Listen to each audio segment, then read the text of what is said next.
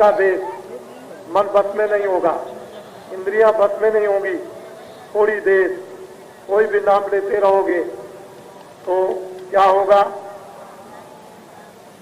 कर में माला फिरे, जीव फिरे मुखमाए, मनुआ तो चौदिस्त्र है, यह तो सुमरन ना है। हाथ में माला चलती है, मन चारों तरफ मौज, जीव चलती मोह में, मन चारों तरफ घूमता है, बंबई कलकत्ते कहीं भी। कहते हैं ये सुमरन नहीं। वर्णात्मक भी नाम लो तो मन को, इंद्रियों को दमन करो, विषयों की तरफ से रोको, वासना की तरफ से रोको, तब तो उस नाम का बाहर बरंडे की सफाई होगी। लेकिन अंदर की सफाई, वहां बाहर का कोई जल और बाहर की कोई अग्नि और बाहर की कोई हवा, कोई चीज वहां नहीं जा सकती है। वहां तो इस तरह का ताला बंद है कि बिना महात्माओं के, वो उन्हीं के पास में उसका औजार है, तब तक नहीं खुलेगा। वो इतना सख्त, इतना कठोर ताला लगा हुआ है कि खुल ही नहीं सकता। वो तो दैविक औजार से वो महात्मा फकीर जब मिलते हैं और वो ऐसी तीक्ष्ण मेहर और दया की दृष्टि जब छोड़ते हैं, तभी वो ताला उनके औजार से खुलता है। इस ताले को कोई नहीं खोल सकता। बड़े बड़े लोग आए, अनेकों उपाय किए, अनेकों रास्ते अपनाए, अनेकों क्रियाएं, अनेकों जाप किए, अनेकों तप किए, विविध भाग की पुस्तकों को पढ़ा, क्या क्या नहीं किया, बहुत कुछ किया, लेकिन मन इंद्रियां बस में बिल्कुल नहीं। जो काम किया जाए तन्मय होके किया जाए तो बरंडा साफ होगा, और तन्मय होके नहीं किया तो कोई भी इंद्रियों का सुराग साफ नहीं हो सकता। न ये दोनों आंखें होगी, न कान, न ये जिह्वा जो बोलती वो होगी, इनमें से कुछ नहीं। फिर मन और बुद्धि और चित्त पर तो सवाल ही नहीं उसका कोई असर होगा। मन इंद्रियों के दरवाजों पर बैठकर जो काम करता है वो तो ऐसे गुनाह और बुराइयों की करता है जो लिखा नहीं जा सकता। इसलिए वर्णात्मक और धुनात्मक नाम का रहस्य फकीर और महात्मा जानते हैं, और उसी से मन बस में होता है। दूसरा कोई दूसरा चारा और रास्ता नहीं। वो नाम शिकंजा है, वो नाम एक क्लोरोफार्म की तरह से नशा, और ऐसा नशा है कि जब वो चढ़ता है तो फिर कभी उतरता नहीं। लेकिन हमने जो नशे बनावटी दुनियावी चीजों और वस्तुओं के चढ़ा रखे हैं, यही नशे नहीं आप उतार सकते हो। तो ये बाजार है, उस मालिक ने अपना बाजार मायावी बनाया और ढंढोरा पीट दिया कि जो भी इस बाजार में बाजार लगा हुआ है, अपनी तमन्ना इच्छा की चीजों को ले ले। एक चीज जो लेगा दूसरी नहीं उठा सकता। बाजार बड़ा रमणीक, रौनकदार है, बड़े बड़े मजे और लुभाने वाली चीजें, अद्भुत, जो आपने कभी नहीं देखी, तमाम उसकी शोहरत हुई।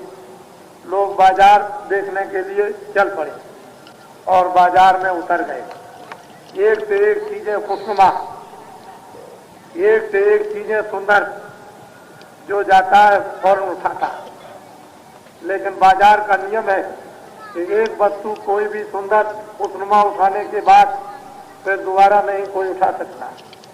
ये बाजार का कानून, एक नियम ला है। तमाम लोग चलते जाते हैं, बात करते जाते हैं, हमने गलती कर दी, ये तो उससे भी अच्छी, ये उससे भी खुशनुमा, ये उससे भी सुंदर, ये उससे भी बहुत रौनकदार। सब लोग बात कर रहे हैं अपनी अपनी। अब क्या करें, अब नहीं उठा सकते, बाजार का नियम है।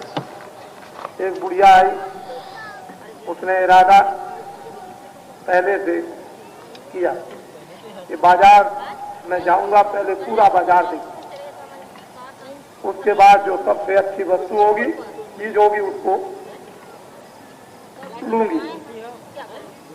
बुढ़िया बाजार में जा रही, देखती हुई एक से एक अच्छी चीजें उसको दिखाई दे रही, खुशनुमा, और चले, और देखती, बहुत अच्छी अच्छी चीजें। जब बीच बाजार में पहुंची तो बुढ़िया सोचने लगी कि ये बाजार आखिर किसी ने बना करके लगाया होगा, लेकिन बनाने वाला कितना सुंदर होगा, कितना वो खूबसूरत होगा, खुशनुमा होगा, वो किधर है। तो जब बीच बाजार में पहुंची तो देखा उसमें कि एक पर्दा पड़ा हुआ। तो चीजों की तरफ से ध्यान हटाकर पर्दे को पकड़ा जरा तक किया तो देखा एक बड़ा दिव्य, बड़ी रोशनी, बड़ा प्रकाश, खूबसूरती का बयान नहीं हो सकता, सुंदरता का कोई कथन नहीं हो सकता। उसने देखा इन सब बाजार की चीजों से सुंदर। उसने पूछा, तुम कौन? कि मैं बुढ़िया। इधर कैसे आई? कि मैं बाजार लगाने वाले को देखना चाहती हूँ। तो अब क्या चाहती हो? क्या लगे, अब कुछ नहीं चाहिए, जिसने बाजार लगाया उसी को मालिक, उसी को ले लो, अब हमको और कुछ नहीं चाहिए। विचारमान, अकलमंद, होशियार इंसान, मनुष्य अपनी जिंदगी और जीवन में ये देखते हैं कि ये माया का अंधकार बाजार है, इसमें बहुत सी चीजें इंद्रियों को लुभाने के पर्दे उसने माया भी बना दिए, और इन्हीं पर्दों में दिन रात इधर से उधर फिरता। लेकिन कभी ये ख्याल नहीं किया कि आत्मा किसने बनाया, ये जमीन किसने बनाई, ये सूरज और सितारे किसने बनाए, जरा सा भी कभी ध्यान किसी का नहीं हुआ। ये बनाने वाला जो एक से एक चीजें वो किसने बनाई होंगी, वो कितना खुशनुमा, खूबसूरत, सुंदर होगा। अगर जीवन में हम लोगों ने कभी विचार सोचा समझा होता तो शायद हो सकता था कि हम अपनी जिंदगी में इस जिस्मानी मस्जिद में या जिस्मानी ये मनुष्य रूपी मंदिर में हम उसको भी देख लेते। फकीर आए, उन्होंने कोशिश की, प्रयास किया महात्माओं ने कि ये लोग इस बाजार को भी समझें, इस बाजार को समझकर बाजार लगाने वाले को भी देखें। बड़ी बड़ी पुस्तकें उन्होंने लिखी, मेहनत की, और आपके सामने उन्होंने रखा। मन को बस में, इंद्रियों को बस में, दमन करने, कर्मों को जलाने के लिए उन्होंने बहुत कुछ तरीके उपाय बतलाए, और यहाँ तक कहा कि सुबह शुभ कर्म जब ही जलेंगे, कर्म जब ज्ञान रूपी अग्नि प्रकट होगी तभी ये सुबह शुभ कर्म दग्ध हो जाएंगे। जब तक ज्ञान रूपी अग्नि प्रकट नहीं होती तब तक कोई भी अपने किए हुए पद और नेक, अच्छे बुरे कामों को नहीं जला सकता। उसके पर्दे जमा होते रहते हैं, और एक दिन में कूड़ा कचरा जमा नहीं होता है, कई दिन के बाद तो फिर घर कूड़े कचरे से भर ही जाता है। दिल और दिमाग ये करते करते कामों को, दूसरी रूहों, जीवात्माओं को सताते सताते, और वो जीवात्माएं चीखते चिल्लाते चिल्लाते उनके जो पर्दे जो आप में जमा हो गए, वो सतह की सतह अंदर में पहाड़ों के अंबार लग गए, बुरे कामों के पर्दे अब वो ऐसे साफ नहीं कर सकते हैं। उनके लिए महात्माओं की जरूरत है। वर्णात्मक और गुणात्मक, वर्णात्मक जो संसार में लोग जिज्ञा से चिल्लाते हैं, नाम रूप तो एकत कहानी, समझत तो रख न जाए बखानी। दो चीजें हैं, एक तो नाम रखा गया, एक रूप सामने प्रकट हो गया, लेकिन समझने में आसान जाना नहीं जाता। और ये दोनों मिथ्या। जितनी हस्तियां शक्तियां आई ये सब नाम और रूप में आई, उनका नाम भी रखा और रूप भी उनका सामने आया, लेकिन नाम भी और रूप भी ये चले गए। तो ये एक अखत कहानी है। वर्णात्मक नाम और धुनात्मक।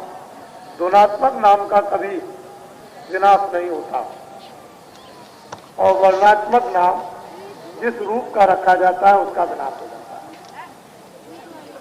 हम लोगों को वर्णात्मक नाम से और गुणात्मक नाम का बोध कराने के लिए समय समय पर क्यों शक्तियों की आने की आवश्यकता और जरूरत पड़ी कि आप भूल गए। फिर कोई आया, उसने फिर आपको जगाया, फिर आपको